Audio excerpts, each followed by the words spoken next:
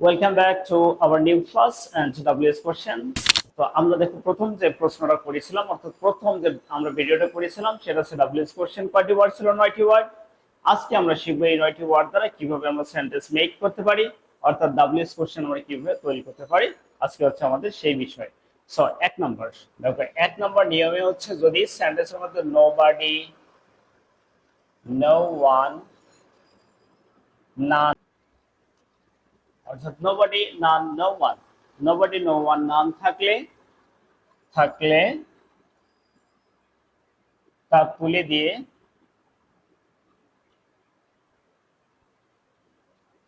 দিয়ে হু বসে প্লাস বাকি অংশ প্লাস প্রশ্ন ছিল কথা ছিল। যদি প্রোনাউন থাকে বা নাউন থাকে তাহলে আমরা কি করব? এই প্রথম যে 5টা ওয়ার্ড ছিল হু, হু, মুস, এগুলো দ্বারা করবো। এটা সবকিছু হচ্ছে ব্যক্তিকে বোঝায়, এই জন্য আমরা এইভাবে সেন্টেন্সটি তৈরি করব। দেখো তাহলে এক্সাম্পল হচ্ছে nobody likes a black sheep. Nobody likes a black sheep. তাহলে দেখো এখানে আমার সাবজেক্টের সঙ্গে নোবডি দেওয়া আছে, এটা তুলে দিয়ে আমরা হু বসে দেবো, আর কোনো পরিবর্তন নাই। Who likes a black sheep.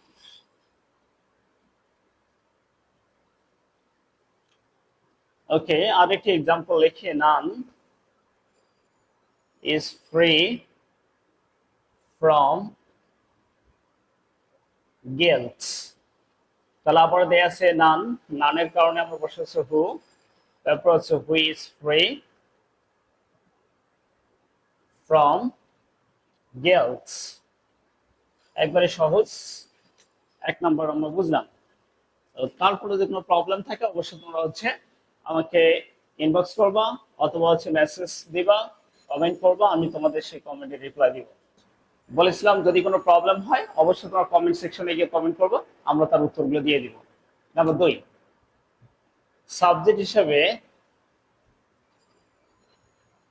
কোনো ব্যক্তি বা ব্যক্তিবাচক ওয়ার্ড, ব্যক্তিবাচক ওয়ার্ড থাকলে তা তুলে দিয়ে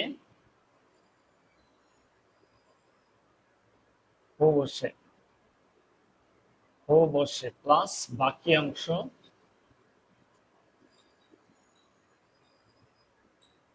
প্লাস প্রশ্নবোধক চিহ্ন। Example, a stranger knocked at the door. তাহলে আমার এখানে হচ্ছে স্ট্রেঞ্জার হচ্ছে একজন মানুষ, এজন হু বসে দিব। স্ট্রেঞ্জার মানে কি? স্ট্রেঞ্জার মানে হচ্ছে আগন্তুক, আগন্তুক মানে হচ্ছে নতুন ব্যক্তি বা অপরিচিত ব্যক্তি।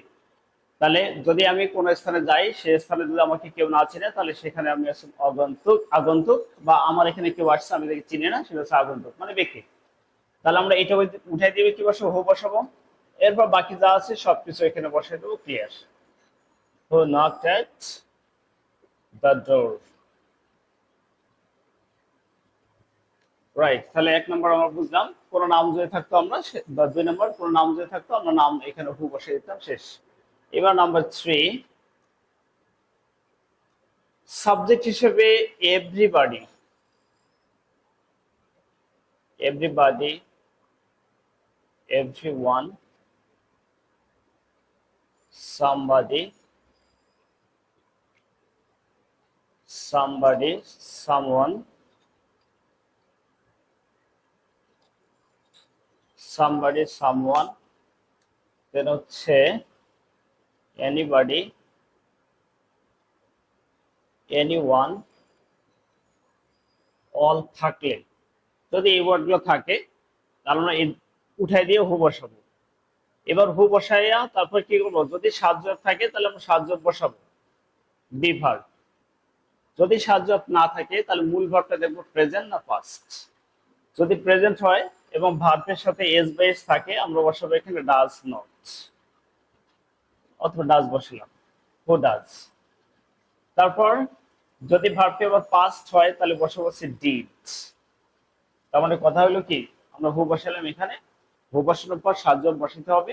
সাহায্যকারী বিভাগ মানে সাহায্যকারী ভাব মানে হচ্ছে অ্যামিজার, ওয়াজওয়ার, আর তারপর অন্যান্য হচ্ছে shall, should, will, would, can, could, may, might, যত ভার্ব থাকে যদি সাহায্যগুলো থাকে আমরা বসাবো।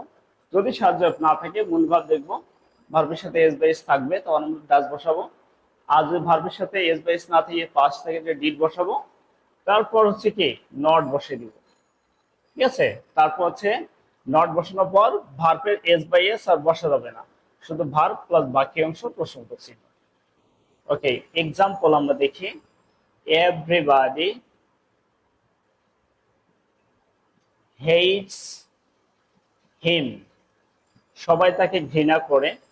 তাহলে হু বসাইলাম, তারপর কি ভার্বের সাথে এস আছে, এর জন্য ডাজ বসাবো, নট বসাবো, হু ডাজন্ট, তারপর ভার্বের এস বাই এস উঠে দিব হিম। তাহলে হু ডাজন্ট হেট হিম। আমার এখানে যদি অ্যামিজার থাকে তাহলে আমরা কি বলবো, হু ইজ নট বসাবো, অ্যামিজার থাকলে ইজ থাকলে হু ইজ নট, বাকি যা আছে তাই বসাবো, ঠিক আছে।